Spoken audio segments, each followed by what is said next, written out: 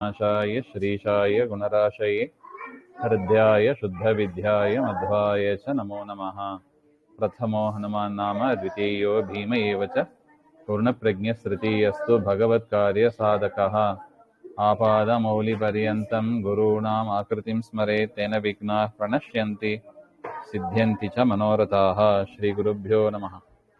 सृष्टिस्थित्यप्ययेह नियतिदृशितमो बन्धमोक्षाश्च यस्मादस्य श्रीब्रह्मरुद्रप्रभृतिसुरनरद्वीषशत्रुवात्मकस्य विष्णोर्व्यस्ता समस्ता सकलगुणनिधिः सर्वदोषव्यपेतः पूर्णानन्दो व्ययो यो गुरुरपि परमः चिन्तयेतं महान्तं जन्माद्यस्य यतोऽन्वयादितरतश्चार्थेष्वभिज्ञस्वराट् तेने ब्रह्महृदाय आदिकवये मुह्यन्ति यं सूरयः तेजो वारिमृदां यथा विनिमयो यत्र त्रिसर्गो मृषा धाम्ना स्वेन सदा निरस्तकुहकं सत्यं परं धीमहि। नारायणं नमस्कृत्य नरं चैव नरोत्तमं देवीं सरस्वतीं व्यासं ततो जयमुदीरयेत्। कृष्णाय वासुदेवाय हरे परमात्मने प्रणतः क्लेशनाशाय गोविन्दाय नमो नमः। ಶ್ರೀಮದ್ ಭಾಗವತ ದ್ವಿತೀಯ ಸ್ಕಂದ 6ನೇ ಅಧ್ಯಾಯದಲ್ಲಿ ಮೊದಲನೇ ಶ್ಲೋಕ. ಬ್ರಹ್ಮೋವಾಚ ವಾಚೋ ವನ್ನೇರ್ ಮುಖಂ ಕ್ಷೇತ್ರಂ ಛಂದಸಾಂ ಸಪ್ತಧಾತವಃ ಹವ್ಯಕವ್ಯಾಮೃತಾನ್ನಾನಾಂ ಜಿಹ್ವಾ ಸರ್ವರಸಸ್ಯ ಚ. ಇದಾನೀಂ ಅಂದರೆ ಹಿಂದೆ ನೋಡಿದಂತೆ ಪುರುಷ ಸೂಕ್ತದ ಅರ್ಥವನ್ನ ವ್ಯಾಖ್ಯಾನ ಮಾಡ್ತಾ ಇದ್ದಾರೆ ಬ್ರಹ್ಮದೇವರು. ಈಗ ಈ ಒಂದು ಶ್ಲೋಕದಲ್ಲಿ ಚಕ್ಷೋ ಸೂರ್ಯೋ ಅಜಾಯತ ಮುಖಾದಿಂದ್ರಶ್ಚಾಗ್ನಿಶ್ಚ ದಿಶಶ್ರೋತ್ರಾತ್ ಇತ್ಯಾದಿನ ತದಂಗೇಭ್ಯಃ ಯದ್ ಇಂದ್ರಿಯ ದೇವತಾದಿ ಜನನಂ ಸಂಕ್ಷೇಪೇನ ಉಕ್ತಂ. ಹಿಂದೆ ಹೇಳಿದಂತೆ ಪರಮಾತ್ಮನ ಅಂಗದಿಂದ ಇಂದ್ರಿಯ ದೇವತೆಗಳು ಹುಟ್ಟಿ ಬಂದಿದ್ದಾರೆ ಅಂತ. ಅಂದರೆ ಬ್ರಹ್ಮಾಂಡದ ಸೃಷ್ಟಿ ಆದ ಮೇಲೆ ಆ ಬ್ರಹ್ಮಾಂಡವನ್ನ ಸೀಳಿ ಪರಮಾತ್ಮ ಹೊರಗೆ ಬಂದಾಗ ಆ ಪರಬ್ರಹ್ಮನ ಅವಯವದಿಂದ ಇಂದ್ರಿಯಾಭಿಮಾನಿ ದೇವತೆಗಳು ಹುಟ್ಟಿ ಬಂದಿದ್ದಾರೆ ಹಾಗೆ ಅಂತ.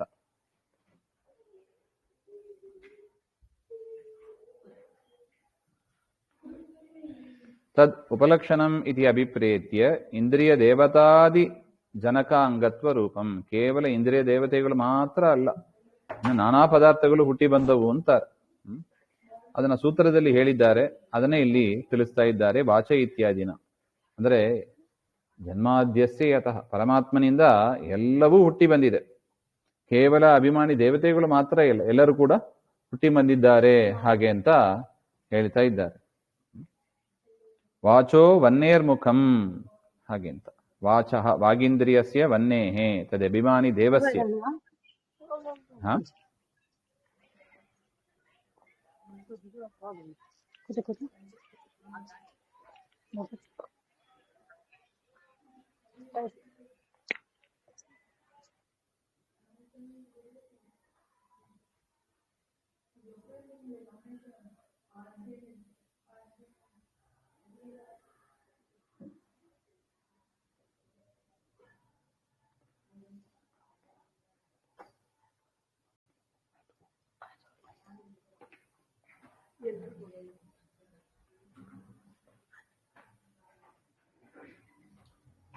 ವಾಚೋ ವಾಗೀಂದ್ರಿಯಸ್ಯ ವನ್ನೇಹೇ, ವಾಗೀಂದ್ರಿಯದ ಅಭಿಮಾನಿ ದೇವತೆ ದೇವಸ್ಯ ವಕ್ತವ್ಯಸ್ಯ ಚ ಪುರುಷಸ್ಯ ಮುಖಂ ಕ್ಷೇತ್ರಂ ಉತ್ಪತ್ತಿ ಸ್ಥಾನಂ ಆಶ್ರಯಶ್ಚ.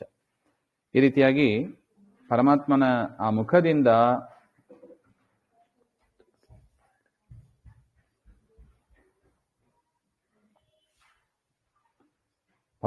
ಮುಖದಿಂದ ವಾಗೀಂದ್ರಿಯದ ಅಭಿಮಾನಿ ದೇವತೆ ಅವನು ಹುಟ್ಟಿದ್ದಾನೆ. ಅಷ್ಟು ಮಾತ್ರ ಇಲ್ಲ, ಆ ವಾಗೀಂದ್ರಿಯವನ್ನೇ ಅಂದ್ರೆ ಪರಮಾತ್ಮನ ಬಾಯಿಯನ್ನೇ ಆಶ್ರಯಿಸಿ ಇದ್ದಾನೆ ಹಾಗೆ ಅಂತ ಹೇಳ್ತಾ ಇದ್ದಾರೆ.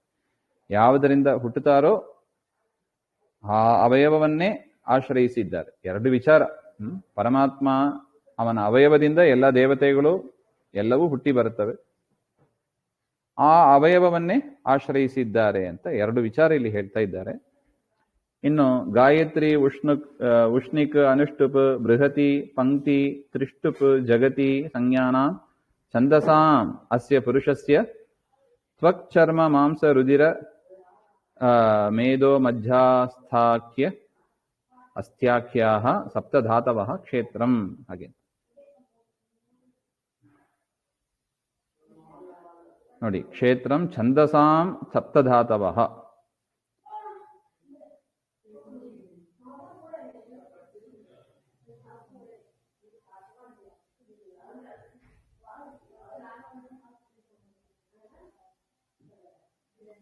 ಅಂದ್ರೆ ಈ 7 ಛಂದಸ್ಸುಗಳು ಏನಿದೆ ಅದು ಕ್ರಮವಾಗಿ ಪರಮಾತ್ಮನ ತ್ವಕ್ ಚರ್ಮ ಮಾಂಸ ರುಧಿರ ಮೇಧ ಮಜ್ಜ ಅಸ್ಥಿ ಇವುಗಳಿಂದ ಹುಟ್ಟಿ ಬಂದಿದೆ ಅಂತ ಹೇಳ್ತಾರೆ. ಸಪ್ತ ಛಂದಸ್ ಏನಿದೆ ಅದು ಪರಮಾತ್ಮನ ತ್ವಗಾದಿ 7 ಅವಯವದಿಂದ ಹುಟ್ಟಿ ಬಂದಿದೆ ಹಾಗೆ ಅಂತ.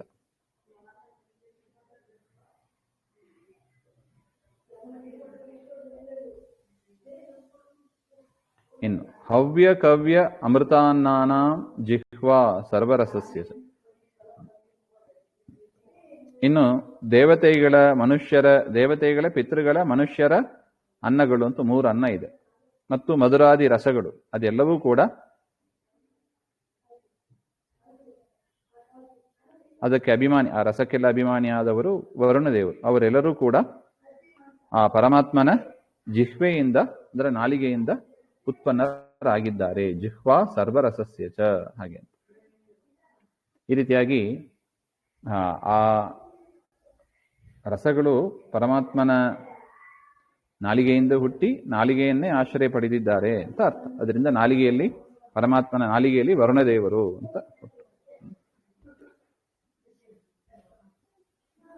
ಏವಂ ಸರ್ವತ್ರ ಅನುಕ್ತಂ ಉನ್ನೇಯಂ. ಈ ರೀತಿಯಾಗಿ ಎಲ್ಲೆಲ್ಲಿ ಹೇಳಿಲ್ಲವೋ ಆ ರೀತಿಯಾಗಿ ತಿಳ್ಕೋಬೇಕು ಅಂತ. ಅಂದ್ರೆ ಏನು ತಿಳ್ಕೋಬೇಕು? ಇಲ್ಲಿ ಕೇವಲ ಜಡವಸ್ತುವಿನ ಹೆಸರನ್ನು ಹೇಳ್ತಾ ಹೋಗ್ತಾ ಇದ್ದಾರೆ. ಅದ್ರ ನಾವು ತಿಳ್ಕೋಬೇಕು, ಜಡವಸ್ತು ಹುಟ್ಟಿದ್ದವು, ಅದಕ್ಕೆ ಅಭಿಮಾನಿ ದೇವತೆಗಳು ಹುಟ್ಟಿದರು, ಆ ಅಭಿಮಾನಿ ದೇವತೆಗೆ ಶರೀರವೂ ಹುಟ್ಟಿತ್ತು, ಹುಟ್ಟಿ ಆ ಪರಮಾತ್ಮನ ಆ ಅವಯವವನ್ನೇ ಆಶ್ರಯವೂ ಪಡೆದಿತ್ತು ಹಾಗೆ ಅಂತ ಹೇಳ್ತಾರೆ. ವಾಚೋ ವನ್ನೇರ್ ಮುಖಂ ಕ್ಷೇತ್ರಂ ಛಂದಸಾಂ ಸಪ್ತಧಾತವಃ ಹವ್ಯಕವ್ಯಾಮೃತಾನ್ನಾನಾಂ ಜಿಹ್ವಾ ಸರ್ವರಸಸ್ಯ ಚ. ಇನ್ನು ಸರ್ವಾಸೂನಾಂಚ ವಾಯೋಶ್ಚ ತನ್ನಾಸೆ ಪರಮಾಯನೆ ಅಶ್ವಿನೋ ರೋಷಧೀನಾಂಶ್ಚ ಘ್ರಾಣೋ ಗಂಧಸ್ಯ ಚೈವ ಹಿ ಹಾಗೆ ಅಂತ. ಇನ್ನು ಸರ್ವಾಸೂನಾಂ, ಸರ್ವ ಅಸು ಅಂದ್ರೆ ಮರುತ್ತು ಅಂತ ಅರ್ಥ. ಅದು ಪುರುಷಸ್ಯ ನಾಸಾಪುಟದಿಂದ ಪರಮಾತ್ಮನ ಮೂಗಿನ ಹೊಳ್ಳೆಯಿಂದ ಪರಮಾಯನೆ ಉತ್ಪನ್ನರಾಗಿದ್ದಾರೆ, ಅದನ್ನೇ ಆಶ್ರಯ ಪಡೆದಿದ್ದಾರೆ ಅಂತ. ಅಷ್ಟು ಮಾತ್ರ ಅಲ್ಲ, ಅಶ್ವಿನೋಹೋ ಘ್ರಾಣಾಭಿಮಾನಿನಃ, ಅಶ್ವಿನಿ ದೇವತೆಗಳು ಘ್ರಾಣೇಂದ್ರಿಯಕ್ಕೆ ಅಭಿಮಾನಿಯಾದ ದೇವತೆಗಳು. ಇನ್ನು ಔಷಧೀನಾಂ ಅಂದರೆ ಭತ್ತ ಮುಂತಾದವುಗಳು ಕೂಡ ಪುರುಷಸ್ಯ ಘ್ರಾಣ, ಆ ಪರಮಾತ್ಮನ ಘ್ರಾಣೇಂದ್ರಿಯದಿಂದ ಹುಟ್ಟಿದ್ದಾರೆ ಹಾಗೆ. ನಾಸಾಪುಟದಿಂದ ಮರುತ್ತುಗಳು, ಘ್ರಾಣೇಂದ್ರಿಯ ಪರಮಾತ್ಮನ ಘ್ರಾಣೇಂದ್ರಿಯದಿಂದ ಅಶ್ವಿನಿ ದೇವತೆಗಳು ಮತ್ತು ವ್ರೀಹ್ಯಾದಿಗಳು ಹುಟ್ಟಿದವು ಅಂತ. ಗಂಧಸ್ಯ ಸುರಭ್ಯಾದಿ ರೂಪಸ್ಯ ಚ ಶಬ್ದಾತ್ ಘ್ರಾಣೇಂದ್ರಿಯಸ್ಯ ಚ. ಗಂಧ ಅಂದರೆ ಒಳ್ಳೆ ಪರಿಮಳ ಇತ್ಯಾದಿಗಳು ಕೂಡ ಘ್ರಾಣೇಂದ್ರಿಯದಿಂದ ಹುಟ್ಟಿದವು ಹಾಗೆ.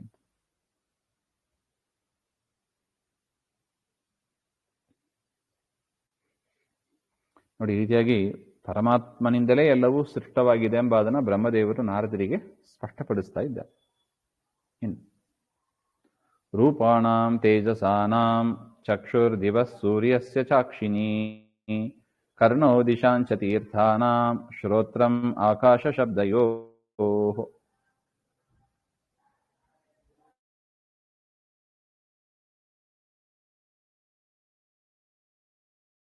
ಯಾವುದರಿಂದ ನಾವು ನೋಡ್ತೀವಿ ಅದು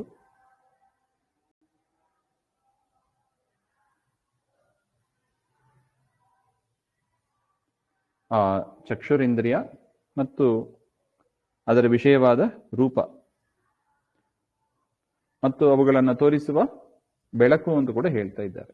ಈ ರೀತಿಯಾಗಿ ರೂಪಾಣಾಂ ತೇಜಸಾಂ ವಿಷಯ ಪ್ರಕಾಶಾನಾಂ ಜ್ಯೋತಿಷಾಂ ಅಂತ 3 ಹೇಳ್ತಾರೆ. ಇದು ಪುರುಷಸ್ಯ ಚಕ್ಷುಹು, ಪರಮಾತ್ಮನ ಚಕ್ಷುರಿ ಇಂದ್ರಿಯದಿಂದ ಉತ್ಪನ್ನವಾಗಿದೆ ಹಾಗೆ ಅಂತ.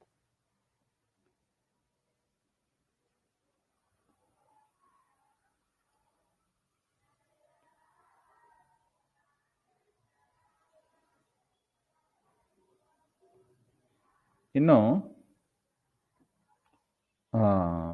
ದಿವಹ ಅಂದರೆ ದ್ಯುಲೋಕ ಮತ್ತು ಚಕ್ಷುರಭಿಮಾನಿ ಸೂರ್ಯ,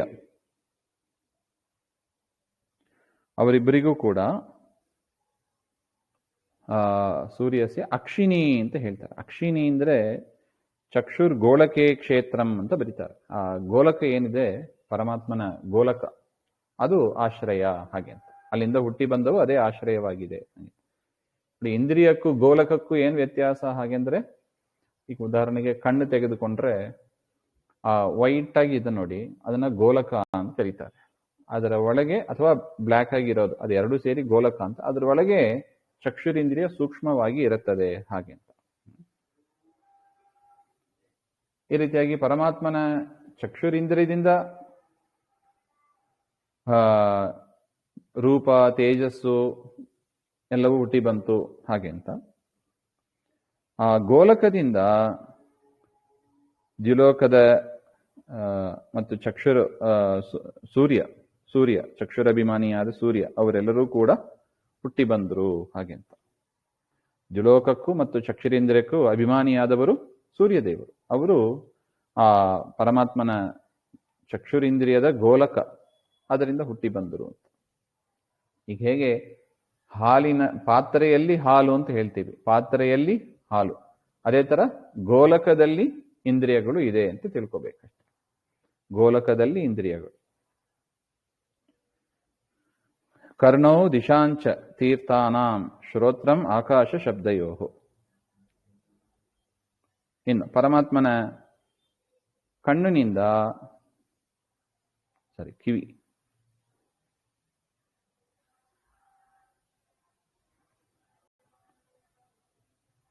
ಶ್ರೋತ್ರಾಭಿಮಾನಿ ದೇವತೆಗಳು ಅಂದರೆ ದಿಗ್ದೇವತೆಗಳು ಅಂತ ಅವರು, ಮತ್ತು ಶಾಸ್ತ್ರ, ಅದೆರಡೂ ಕೂಡ ಪರಮಾತ್ಮನ ಕಿವಿಯಿಂದ ಉತ್ಪನ್ನವಾಗಿದೆ. ಇನ್ನು ಶ್ರೋತ್ರೇಂದ್ರಿಯಕ್ಕೂ ಆ ಶಬ್ದಕ್ಕೂ ಆ ಶ್ರೋತ್ರೇಂದ್ರಿಯ ಉತ್ಪತ್ತಿ ಸ್ಥಾನವಾಗಿದೆ. ಕಿವಿಯಲ್ಲೂ ಅಷ್ಟೇ ಗೋಲಕ ಇರುತ್ತದೆ, ಮತ್ತೆ ಶ್ರೋತ್ರೇಂದ್ರಿಯ ಇರುತ್ತದೆ. ಆ ಗೋಲಕದಿಂದ ದಿಗ್ದೇವತೆಗಳು ಅವರು ಉತ್ಪನ್ನರಾಗಿ ಬರ್ತಾರೆ, ಮತ್ತು ಪರಮಾತ್ಮನ ಶ್ರವಣೇಂದ್ರಿಯದಿಂದ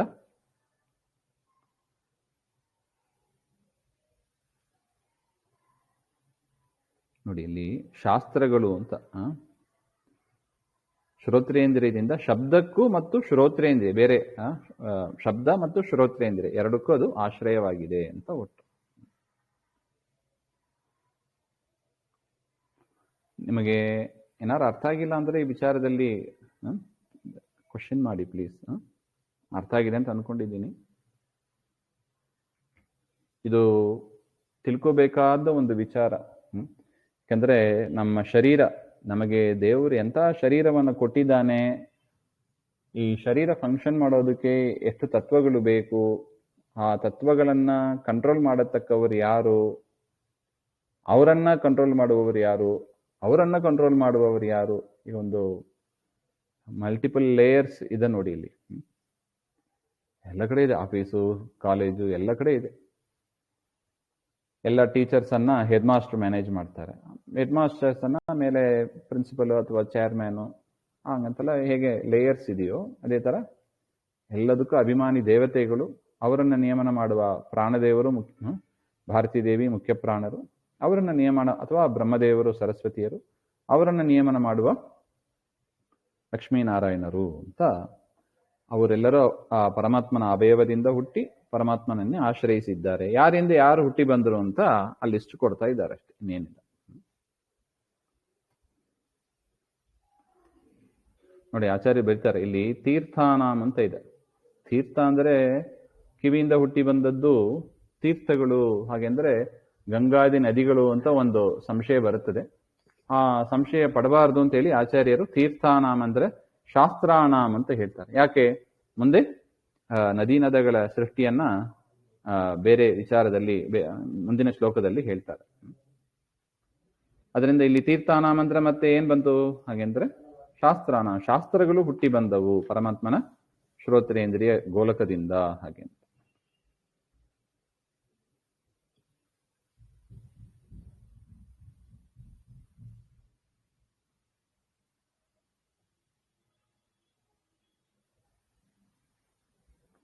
ತದ್ಗಾತ್ರಂ ವಸ್ತು ಸಾರಾಣಾಂ ಸೌಭಾಗ್ಯಸ್ಯ ಚ ಭಾಜನಂ ತ್ವಗಸ್ಯ ಸ್ಪರ್ಶವಾಯೋಶ್ಚ ಸರ್ವಮೇಧಸ್ಯ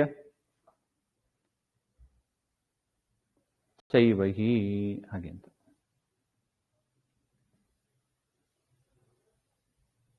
ತದ್ಗಾತ್ರಂ ವಸ್ತು ಸಾರಾಣಾಂ ವಸ್ತುಶ್ರೇಷ್ಠಾನಾಂ ಹರೇಹೇ ಗಾತ್ರಂ, ಅಂದರೆ ಶ್ರೇಷ್ಠವಾದ ವಸ್ತುಗಳಿಗೂ ಅವುಗಳ ಅನುಭವ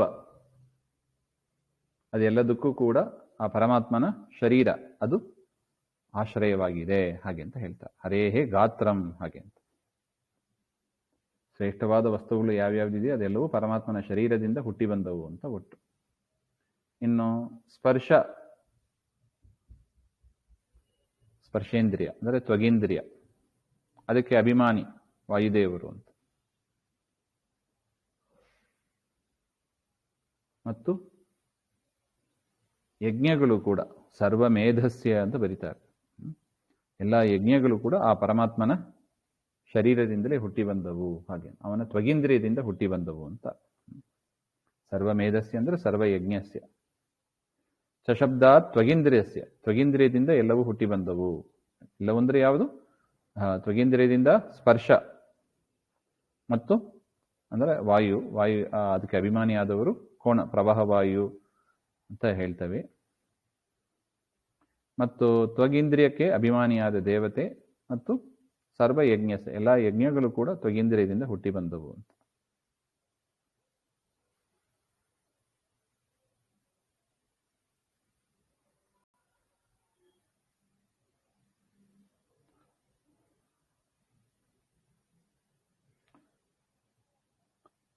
ರೋಮಾನ್ ಯುದ್ವಿಜಜಾತೀನಾಂ ಯೈರ್ವಾ ಯಜ್ಞಸ್ತು ಸಂಭೃತಃ ಕೇಶಶ್ಮಶ್ರುನಖಾನ್ಯಸ್ಯ ಶಿಲಾಲೋಹಾಭ್ರವಿದ್ಯುತಾಂ.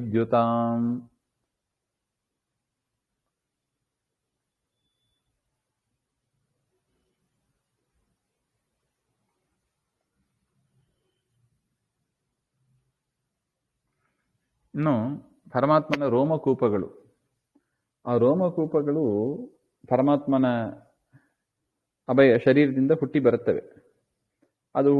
ಅದರಿಂದ ಅನೇಕ ಮರಗಳು ಹುಟ್ಟಿ ಬರುತ್ತವೆ ಅಂತ ಹೇಳ್ತಾರೆ ನೋಡಿ. ಯಾಜ್ಞಿಕ ರೋಮಮೂಲಸ್ಥಾಹ ರೋಮಾಂತಸ್ಥಾಸ್ತು ತತ್ಪರೇ ಹಾಗೆ ಅಂತ. ಉದ್ಭಿದ ವಾಸುದೇವಸ್ಯ ಲಿಂಗಾಸ್ತು ಜರಾಯುಜ ಇತಿ ಪಾದ್ಮೆ ಹಾಗೆ ಅಂತ.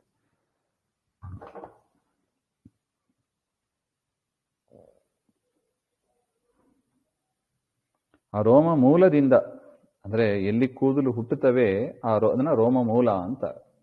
ರೋಮ ಮೂಲ, ರೋಮ ಅಗ್ರ ಅಂದ್ರೆ ಕೂದಲಿನ ಕೆಳಗಿನ ಭಾಗ, ಕೂದಲಿನ ಮೇಲಿನ ಭಾಗ ಹಾಗೆ ಅಂತ. ಕೆಳಗಿನ ಭಾಗದಿಂದ ಯಜ್ಞಕ್ಕೆ ಸಂಬಂಧಪಟ್ಟ ಮರಗಳು, ಯಜ್ಞ ಮಾಡೋದಕ್ಕೆ ಕೆಲವು ಸ್ಪೆಸಿಫಿಕ್ ಮರಗಳು ಬೇಕು, ಆಹುತಿ ಕೊಡೋದಕ್ಕೆ ಸಮಿತಿಗಳೆಲ್ಲ ಬೇಕಲ್ವಾ, ಮತ್ತೆ ಪಾತ್ರೆಗಳು ಮಾಡೋದಕ್ಕೆ ಅದಕ್ಕೆ ಮರಗಳನ್ನು ಬಳಸ್ತಾರೆ. ಅದಕ್ಕೆ ಸಂಬಂಧಪಟ್ಟ ಮರಗಳನ್ನ ರೋಮ ಮೂಲದಿಂದ ಪರಮಾತ್ಮ ಸೃಷ್ಟಿ ಮಾಡಿದನಂತೆ. ಇನ್ನು ಉಳಿದ ವೃಕ್ಷಗಳನ್ನ ರೋಮಾಗ್ರದಿಂದ, ರೋಮದ ತುದಿ ಭಾಗದಿಂದ ಸೃಷ್ಟಿ ಮಾಡಿದ ಅಂತ ಹೇಳ್ತಾರೆ.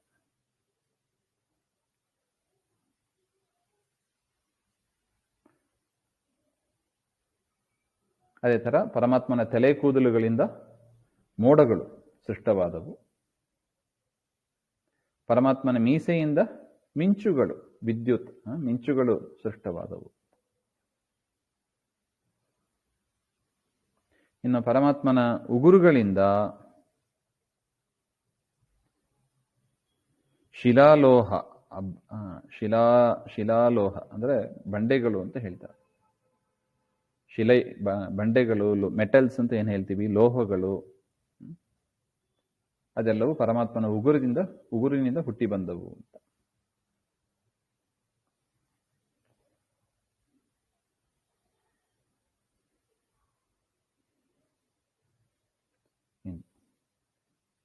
ಬಾಹವೋ ಲೋಕಪಾಲಾನಾಂ ಪ್ರಾಯಶಃ ಕ್ಷೇಮಕರ್ಮಣಾಂ ವಿಕ್ರಮೋ ಭೂರ್ಭುವಸ್ವಶ್ಚ ಕ್ಷೇಮಸ್ಯ ಶರಣಸ್ಯ ಚ.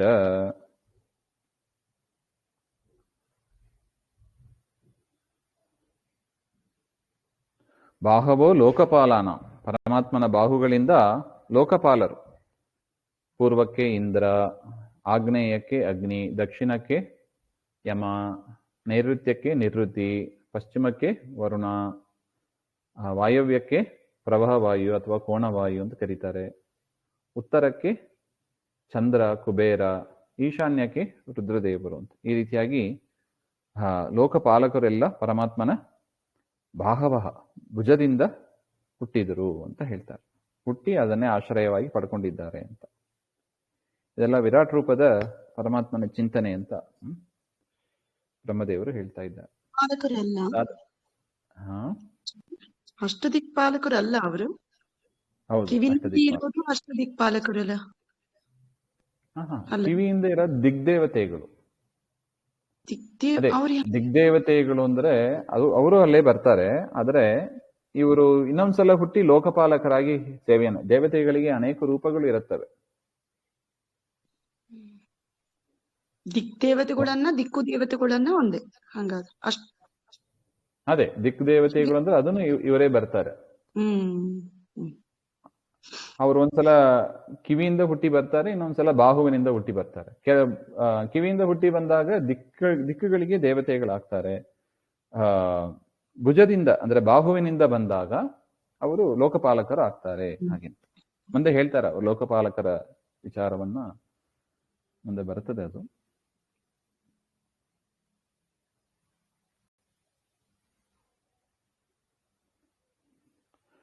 ಆಯ್ತಲ್ವಾ, ಬಾಹವೋ ಲೋಕಪಾಲನ ಪ್ರಾಯಶಃ ಕ್ಷೇಮಕರ್ಮಣ ಅಂತ ಇದೆ. ವಿಕ್ರಮೋ ಭೂರ್ಭುವಸ್ವಶ್ಚ.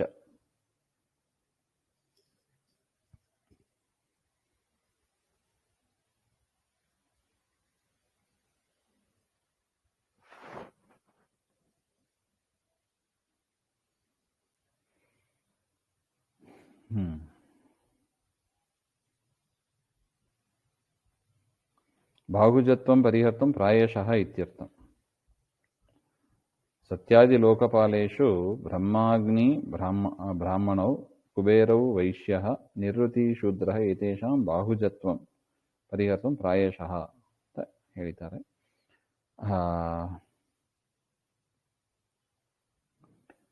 ತಥಾಚೈವ ಏತಾನ್ ವಿನಾ ಯೇ ಇಂದ್ರಾದಯಃ ಲೋಕಪಾಲಾಃ ಕ್ಷತ್ರಿಯಃ ತೇಷಾಂ ಭಾವಃ ಕ್ಷೇತ್ರಂ ಇತಿ ಭಾವಃ.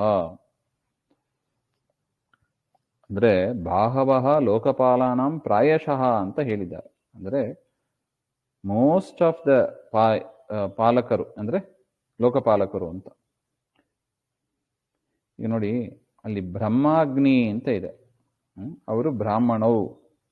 ಕುಬೇರೌ ವೈಶ್ಯ, ಅವರು ಬ್ರಾಹ್ಮಣ ಜಾತಿಯಲ್ಲಿ ಹುಟ್ಟಿದವರು ಬ್ರಹ್ಮಾಗ್ನಿ. ಕುಬೇರ ವೈಶ್ಯರಾಗಿ, ನಿವೃತ್ತಿ ಶೂದ್ರನಾಗಿ ಅಂತ. ಏತೇಷಾಂ ಬಾಹುಜತ್ವಂ, ಅವರು ಬಾಹುವಿನಿಂದ ಹುಟ್ಟಿದ್ರು ಅಂತ ಸರಿ ಹೋಗೋದಿಲ್ಲಲ್ಲ. ಯಾಕೆ ಹಿಂದೆ ಹೇಳಿದ್ದಾರೆ, ಮುಖದಿಂದ ಬ್ರಾಹ್ಮಣರು, ಊರುವಿನಿಂದ ವೈಶ್ಯರು, ಶೂದ್ರರು ಪಾದದಿಂದ, ಹಾಗೆ ಅಂತ ಹೇಳಿದ್ದಾರಲ್ಲ. ಹಾಗೆ ಅಂತ ಅದಕ್ಕೆ ಪ್ರಾಯಶಃ ಎಂಬ ಶಬ್ದವನ್ನ ಹಾಕಿದ್ದಾರೆ. ಅದರಿಂದ ಇವರನ್ನ ಬಿಟ್ಟು ಉಳಿದ ಇಂದ್ರಾದಿ ಲೋಕಪಾಲಕರು ಬಾಹುವಿನಿಂದ ಹುಟ್ಟಿ ಅವರು ಕ್ಷತ್ರಿಯರಾಗಿದ್ದಾರೆ ಅಂತ ಒಟ್ಟು. ಅದರಿಂದ ಪ್ರಾಯಶಃ ಕ್ಷೇಮಕರ್ಮನಾಮ್ ಅಂತ ಹಾಕಿದ್ದಾರೆ.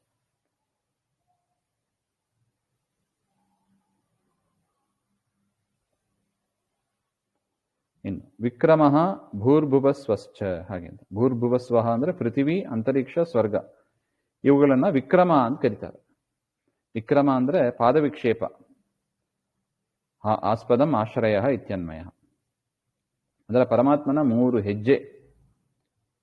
ಅದಕ್ಕೆ ವಾಮನನಾಗಿ ಪರಮಾತ್ಮ 3 ಹೆಜ್ಜೆನೇ ಕೇಳಿದ್ದು. ಆ 3 ಹೆಜ್ಜೆ ಅಂದ್ರೆ ಯಾವುದು? ಭೂಹು ಭುವಃ ಸ್ವಹ ಅಂತ ಹೇಳ್ತಾರೆ. ಪೃಥಿವಿ, ಅಂತರಿಕ್ಷ, ಸ್ವರ್ಗಾಣಾಂ ಪಾದವಿಕ್ಷೇಪ. ಅದು ಪರಮಾತ್ಮನ 3 ಹೆಜ್ಜೆ ಅಂತ ಅರ್ಥ.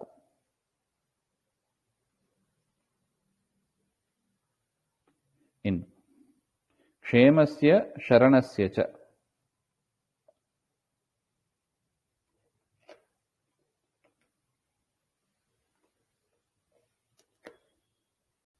ಈ ಮೂರು ಪಾದದ ಚಿಂತನೆಯಿಂದ ನಮಗೇನಾಗ್ತದೆ ಹಾಗೆಂದ್ರೆ ಕ್ಷೇಮಸ್ಯ ಶರಣಸ್ಯ ಚ. ಕ್ಷೇಮ ಅಂದರೆ ನಮಗೆ ಯಾವುದು ಈಗಾಗಲೇ ನಾವು ಪಡೆದಿದ್ದೀವಿ ಅದರ ರಕ್ಷಣೆ ಮಾಡತಕ್ಕದ್ದು ಭೂ, ಪರಮಾತ್ಮನ ಒಂದು ಪಾದ ಭೂ ಅಂತ.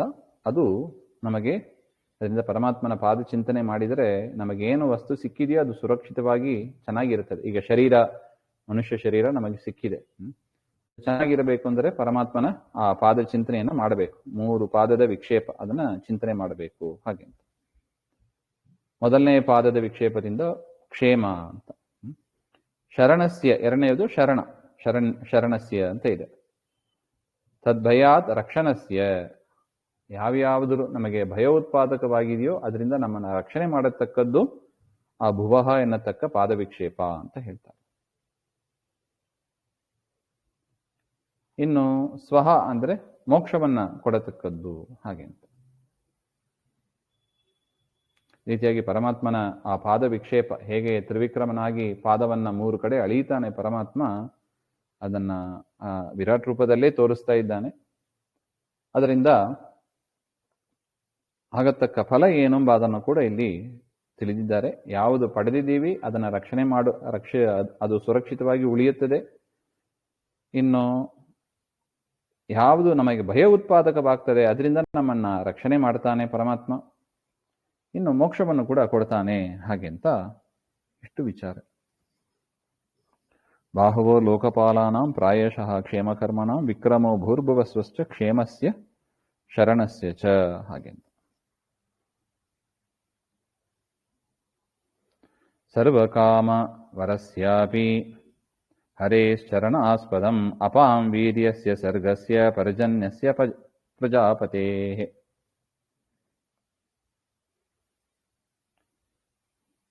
ಸರ್ವಕಾಮವರ ಹರೇಶ್ಚರಣ ಆಸ್ಪದಂ. ಇನ್ನು ನಮಗೆ ಯಾವ್ಯಾವುದು ಬಯಕೆಗಳು ಇದೆಯೋ ಅದು ನಾವು ಪಡೀಬೇಕು ಅಂದರೆ ಪರಮಾತ್ಮನ ಪಾದಾರವಿಂದವನ್ನ ಚಿಂತನೆ ಮಾಡಬೇಕು ಹಾಗೆಂತ ಹೇಳ್ತಾರೆ.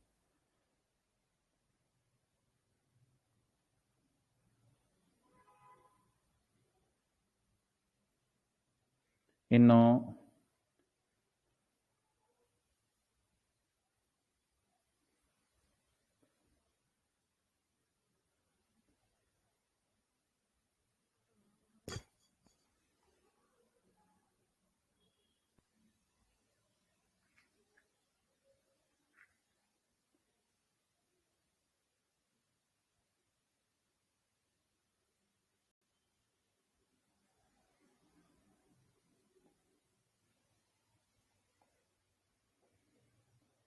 ಅಪಾಂ ವೀರ್ಯಸ್ಯ ಸರ್ಗಸ್ಯ ಪರ್ಜನ್ಯಸ್ಯ ಪ್ರಜಾಪತೇಃ ಅಂತ ಹೇಳ್ತಾರೆ.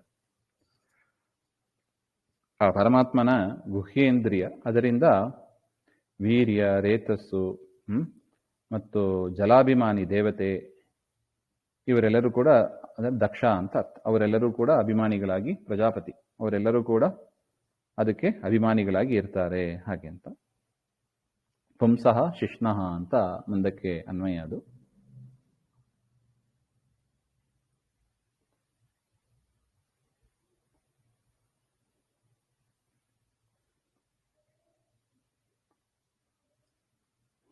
ಇನ್ನು ಉಪಸ್ಥಸ್ತು ಪ್ರತ್ಯಾನಂದ ನಿರ್ವೃತೇಹೇ ಅಂತ ಇದೆ.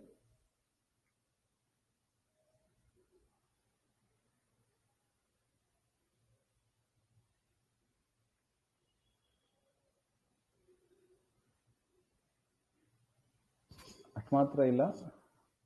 ಶಿಷ್ಣ ಅಪಾಂ ವೀರ್ಯಸ್ಯ ಸರ್ಗಸ್ಯ ಪರ್ಜನ್ಯಸ್ಯ ಪ್ರಜಾಪತೇಃ ಪುಂಸಃ ಉತ್ಪಸ್ಥಸ್ತು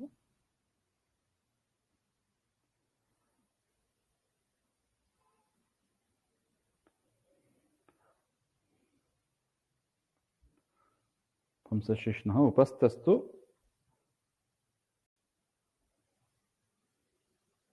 ಏನೋ ಟೈಪಿಂಗ್ ಮಿಸ್ಟೇಕ್ ಇದೆ.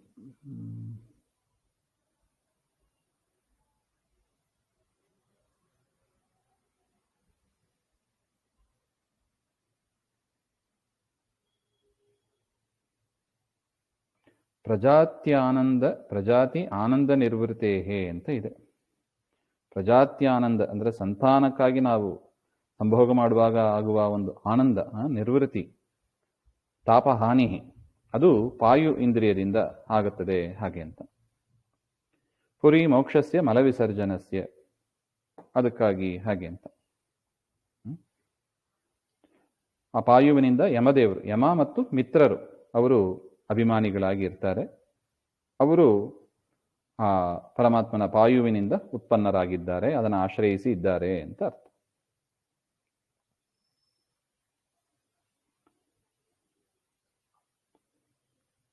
ಹಿಂಸಾಯ ನಿರ್ವೃತಿರ್ಮೃತ್ಯೋರ್ನಿರಯಸ್ಯ ಗುದಸ್ಮೃತಃ ಪರಾಭೂತೇರಧರ್ಮಸ್ಯ ತಮಸಶ್ಚಾಪಿ ಪಶ್ಚಿಮಃ. ಅಂದರೆ ಗುದ ಅಂದರೆ ಪಾಯುವಿಂದ್ರಿಯ ಅಧಿಷ್ಠಾನಂ ಅಪಾನದ್ವಾರಂ ಅಂತ ಹೇಳ್ತಾರೆ. ಅದನ್ನು ಗುದದ್ವಾರ ಅಥವಾ ಅಪಾನದ ದ್ವಾರ ಅಂತ ಹೇಳ್ತಾರೆ. ಅದರಲ್ಲಿ ನಿವೃತ್ತಿ, ಅದರಿಂದ ನಿವೃತ್ತಿ ಮತ್ತು ಹಿಂಸಾಯಾಹ,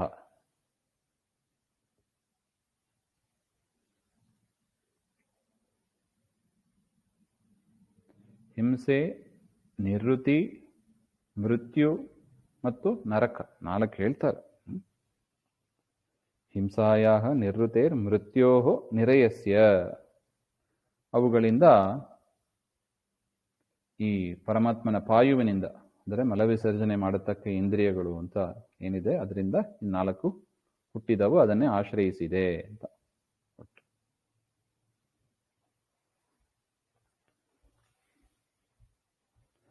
ಪರಾಭೂತೇರ್ ಅಧರ್ಮಸ್ಯ ತಮಸಶ್ಚಾಪಿ ಪಶ್ಚಿಮಃ. ಇನ್ನು ಪರಾಭೂತೇಹೆ ಅಧರ್ಮಸ್ಯ, ಪರಾಜಯ ಮತ್ತು ಅಲಕ್ಷ್ಮಿ ಮತ್ತು ಅಜ್ಞಾನ ಇದೆಲ್ಲವೂ ಕೂಡ ಪಶ್ಚಿಮ ಪರಮಾತ್ಮನ ಪೃಷ್ಠಭಾಗದಿಂದ ಹುಟ್ಟಿ ಬಂದವು ಅಂತ ಹೇಳ್ತಾರೆ.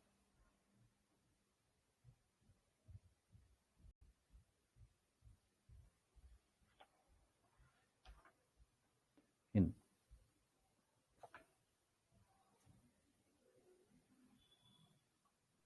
ಪರಮಾತ್ಮ ಊಟ ಮಾಡೋದು ರಸ ಓನ್ಲಿ ಅಲ್ವಾ ಆಚಾರ್ಯ? ಪರಮಾತ್ಮ ರಸ ಒಂದೇ ಅಲ್ಲ ಸ್ವೀಕಾರ ಮಾಡೋದು, ಊಟ ಮಾಡ್ತಾರ? ಪರಮಾತ್ಮ ಏನೇ ಸ್ವೀಕಾರ ಮಾಡಿದ್ರು ತನ್ನ ರೂಪಗಳನ್ನಷ್ಟೇ ತಾನು ತೆಗೆದುಕೊಳ್ತಾನೆ. ಮೂಲ ರೂಪದಿಂದಲೂ ಅಷ್ಟೇ, ಮೂಲ ರೂಪದಲ್ಲೇ ಹೇಳೋದು. ಪ್ರಾಕೃತ ಅವತಾರ ಮಾಡಿದಾಗ ಪ್ರಾಕೃತವನ್ನು ಕೂಡ ಭೋಗ ಮಾಡ್ತಾನೆ. ಆದರೆ ಮೂಲ ರೂಪದಲ್ಲಿ ತನ್ನ ರೂಪಗಳೇ ನಾವು ನೋಡಿದೀವಿ ನೋಡಿ. ವಿರಾಟ್ ರೂಪದಲ್ಲಿ ಪರಮಾತ್ಮನ ರೂಪಗಳೇ ಬರುತ್ತವೆ, ಪರಮಾತ್ಮನ ರೂಪಗಳೇ ಹೊರಗೆ ಬರುತ್ತವೆ ಹಾಗೆ. ಉದಾಹರಣೆಗೆ ಅನ್ನ ನೈವೇದ್ಯ ಮಾಡ್ತೀವಿ ಅಂತ ಇಟ್ಟುಕೊಳ್ಳಿ. ದೇವರು ಏನ್ ಮಾಡ್ತಾನೆ ಹಾಗೆ ಅಂದ್ರೆ ಅನ್ನದಲ್ಲಿ ಇರುವ ತನ್ನ ರೂಪ ಅದನ್ನ ಪ್ರತಿಮೆಗಳಲ್ಲಿ ಇರುವ ರೂಪ ಜೊತೆಗೆ ಐಕ್ಯ ಆಗುವಂತೆ ಮಾಡ್ಕೋತಾನೆ ಅಷ್ಟೆ.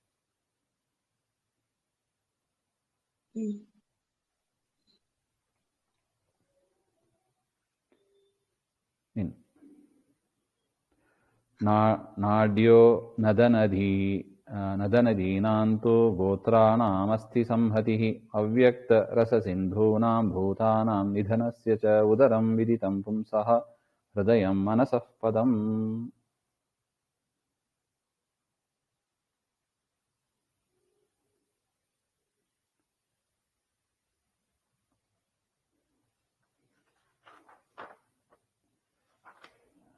ನಾಡ್ಯ ಪರಮಾತ್ಮನ ನಾಡಿಗಳಿಂದ ನದಿಗಳು ಅವುಗಳು ಉತ್ಪನ್ನವಾಗಿದೆ ಅಂತ. ಇನ್ನು ಗೋತ್ರ ಅಂದರೆ ಪರ್ವತಗಳು, ಪರಮಾತ್ಮನ ಅಸ್ಥಿಯಿಂದ, ಅಸ್ಥಿ ಸಮೂಹಗಳಿಂದ ಪರ್ವತಗಳು ಉಂಟಾದವು ಅಂತ ಹೇಳ್ತಾರೆ. ಅವ್ಯಕ್ತ ರಸ ಸಿಂಧೂನಾಂ, ಪ್ರಾಕೃತವಾದ ಮಧುರಾದಿ ರಸಗಳು ಮತ್ತು ಸಮುದ್ರಗಳು. ಭೂತಾನಾಂ ನಿಧನಸ್ಯ ಚ ಅಂದರೆ ಭೂತಾನಾಂ ಅಂದರೆ ಪೃಥಿವ್ಯಾದಿಗಳ ಪ್ರಳಯ ಕಾಲ, ಪ್ರಳಯ, ಪ್ರಾಣಿನಃ ನಿಧನ ಅಂದರೆ ಪ್ರಳಯ ಅಂತ ಹೇಳ್ತಾರೆ. ಇದೆಲ್ಲವೂ ಕೂಡ ಏತೇಷಾಂ ಪುಂಸಃ ಉದರಂ, ಎಲ್ಲ ಜೀವರು ಲಯವನ್ನು ಹೊಂದೋದು ಉದರದಲ್ಲಿ, ಆ ಉದರ ಅದಕ್ಕೆ ಸ್ಥಾನವಾಗಿದೆ ಹಾಗೆಂತ. ಪ್ರಕೃತಿ, ಮಧುರಾದಿ ಷಡ್ರಸಗಳು, ಸಮುದ್ರಗಳು, ಪೃಥಿವ್ಯಾದಿಗಳು, ಅಂದರೆ ಪೃಥಿವ್ಯಾದಿಗಳ ಲಯ ಅಥವಾ ಪ್ರಾಣಿಗಳ ಲಯ ಎರಡನ್ನು ಹೇಳ್ತಾರೆ. ಪೃಥಿವ್ಯಾದೀನಿ ಅಥವಾ ಪ್ರಾಣಿನಾಂ ಲಯ, ಅದೆಲ್ಲವೂ ಕೂಡ ಪರಮಾತ್ಮನ ಉದರದಲ್ಲೇ ಆಗೋದು ಅಂತ. ಉದರಂ ಪದಂ ಸ್ಥಾನಂ ವಿದಿತಂ ಜ್ಞಾನಿಭಿ ಇತಿ ಶೇಷಃ. ಈ ರೀತಿಯಾಗಿ ಜ್ಞಾನಿಗಳು ತಿಳಿಯುತ್ತಾರೆ ಹಾಗೆ ಅಂತ. ಪುಂಸಃ ಹೃದಯಂ ಮನಸಃ ಹಾಗೆ ಅಂತ.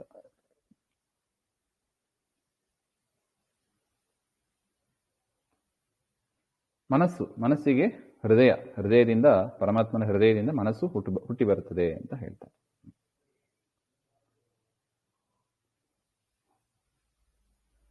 ಇನ್ನು ಧರ್ಮಸ್ಯ ಅಂತ ಇದೆ, ಅದನ್ನ ಮತ್ತೆ ಮುಂದುವರಿಸೋಣ.